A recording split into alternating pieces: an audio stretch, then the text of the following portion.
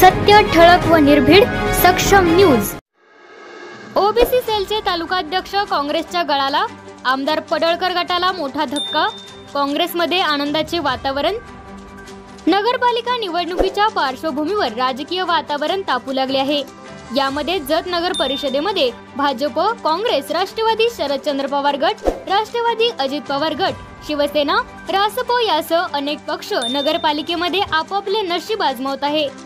यावेळची नगरपालिका निवडणूक अत्यंत चुरशीची होणार असल्याचे संकेत दिसून येत आहेत। गेल्या विधानसभेवेळी युवा नेते सद्दाम अत्तर यांनी जत शहरात आमदार पडळकर यांच्या प्रचारात आघाडी घेऊन काम केले। निवडणुकीत सद्दाम अत्तर आमदार पडळकर यांच्या खांद्याला खांदा लावून काम करत होते। सद्दाम अत्तर यांनी भाजपचे ओबीसी सेलचे तालुकाध्यक्ष म्हणून काम केले होते। शहरामध्ये त्यांना मानणारा मोठा वर्ग कार्यरत आहे। शहरातील नागरिकांचे प्रश्न सोडवण्यासाठी कायम अग्रेसर भूमिका घेत होते। अत्तर भाजपमधून नगरपालिकेला नगरसेवक पदासाठी इच्छुक होते, पण अचानक काय झाले की त्यांनी भाजपची साथ सोडत माजी आमदार विक्रम सावंत यांच्या उपस्थितीत काँग्रेसमध्ये प्रवेश केला। अत्तरांच्या काँग्रेस प्रवेशामुळे शहरातील काँग्रेसमध्ये नवचैतन्य निर्माण झाले असून कार्यकर्ते उत्साह झाल्याचे दिसून येत आहे। तसेच कार्यकर्त्यांच्या मध्ये आनंदाचे वातावरण पसरले आहे।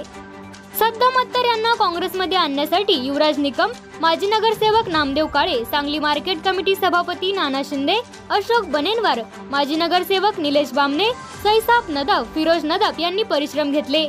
सद्दामभाई अत्तर काँग्रेसमध्ये पक्षप्रवेश करतेवेळी माजी नगरसेवक भूपेंद्र कांबळे, माजी नगरसेवक महादेव कोळी, माजी नगरसेवक मुन्ना पखाली, अशोक कोळी, विकास माने, परशुराम वास्टर, बाळासाहेब तंगडी, विशाल कांबळे आदी कार्यकर्ते उपस्थित होते।